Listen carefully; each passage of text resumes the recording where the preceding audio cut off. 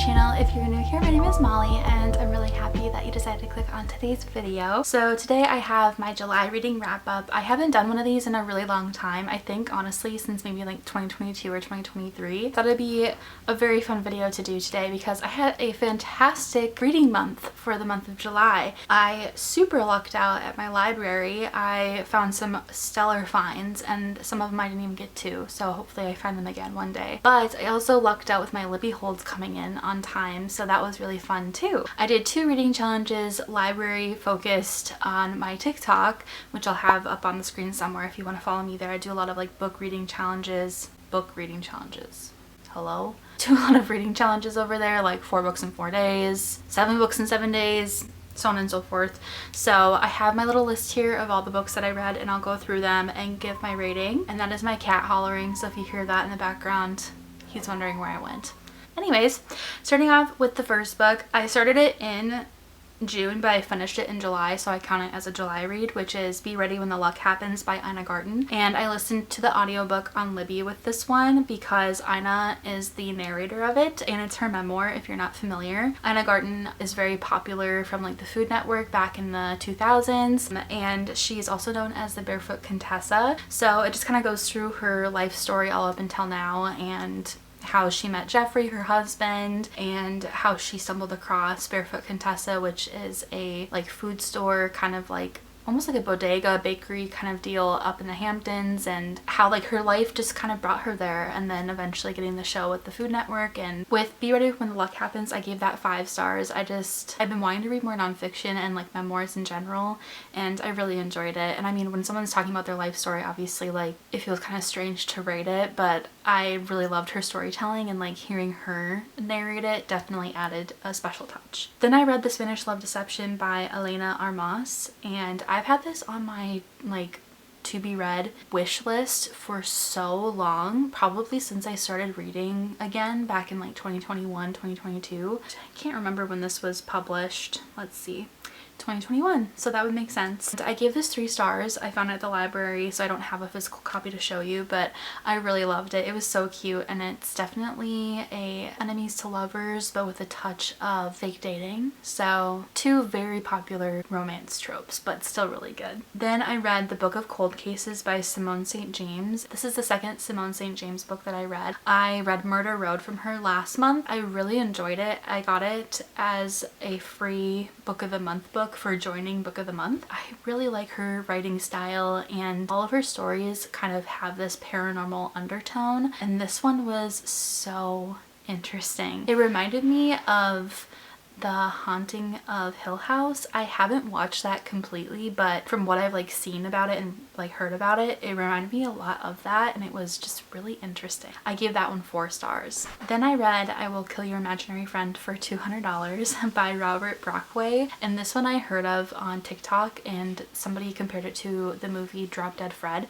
which if you've never seen that, it's a movie from the 90s. Drop Dead Fred is her imaginary friend from when she's a kid, and he comes back when she's kind of going through a crisis in her adulthood, and it's just, I love it. It's a really lighthearted but super sweet movie. I just love that movie so much. So to have a book that was kind of similar, not really, but have that like imaginary friend trope, you just don't see that so often, and it was bizarre to say the least. I gave this 4 stars. I enjoyed it a lot. It follows this guy that puts up an ad saying that he'll kill people's imaginary friends for $200. It's just like very graphic in a good way. Like it just really paints a picture of each imaginary friend that these adults still have, and it's just very interesting. That's all I can say, and I don't want to spoil it. It's just so weird and like good weird. So that was one of my top weird girl reads of the year. Then I read A Novel Love Story by Ashley Poston, and this was my first Ashley Poston book.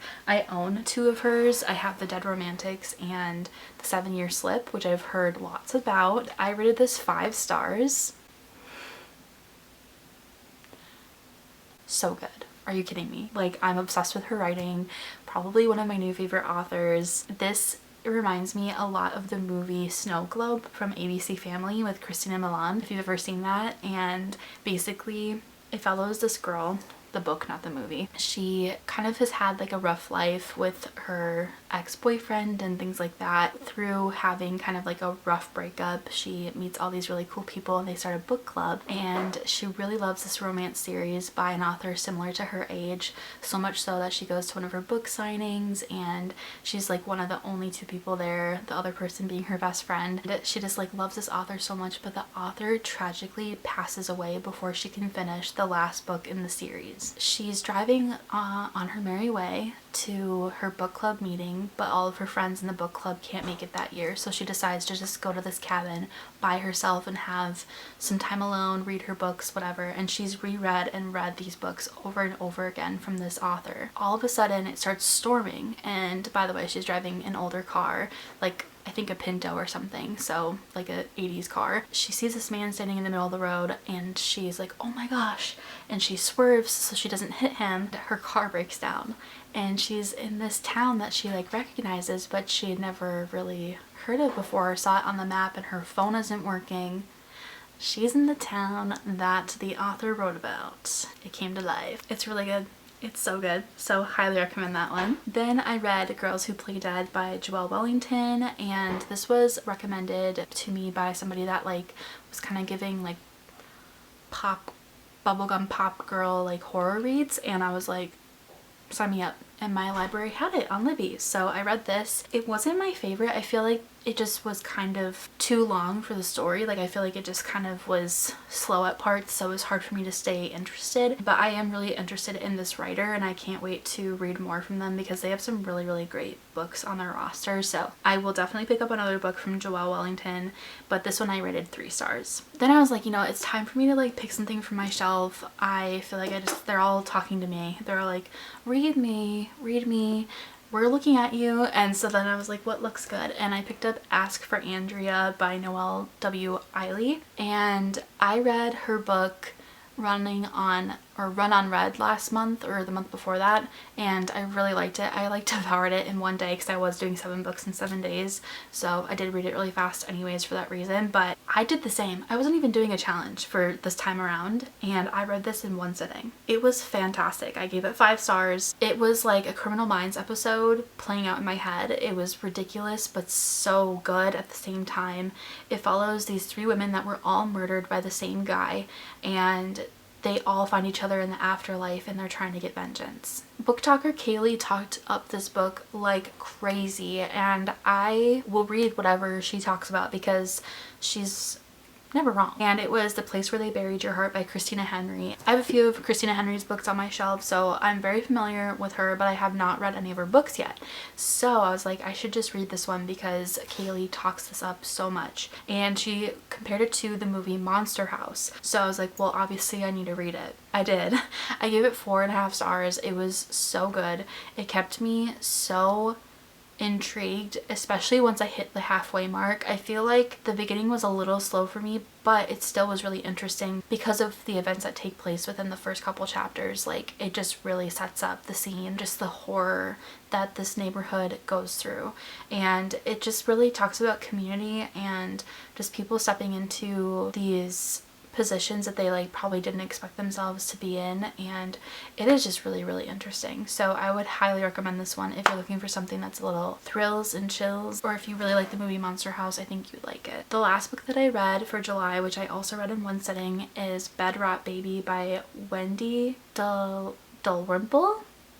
And this is also a library book. My library luckily acquired this. I think I had like marked it as one that I wanted to get notified for once they got it. Hit the notify me, and I got notified when it was available, and I was like, and I started reading it, and I was kind of in a slump after reading The Place Where They Buried Your Heart, so I was like, man, I don't know what I want to read. And when this came available, I was like, I think I just need to sit down and read it.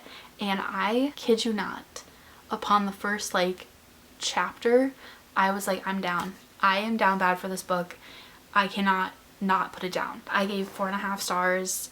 It was crazy. It reminded me a lot of the movie called The Witches by Roald Dahl. It's also a book, the movies that came out of his works. Crazy. And The Witches is one of my favorites, and it's so unsettling, especially like the OG Witches. I haven't seen the one with Anne Hathaway, but with Angelica Houston playing the head witch. Chilling. absolutely chilling. So if you want a book that reminds you of that, I mean, it's definitely more adult, but it does give those vibes, especially the lavender eyes. They don't lie. I'd highly recommend that one. It's a lot of body horror as well, so if you've seen The Substance, you might like it as well. So those are all the books that I read in July and all my ratings. So thank you so much for watching today's video, and I'll see you in my next one. Until then, shine bright.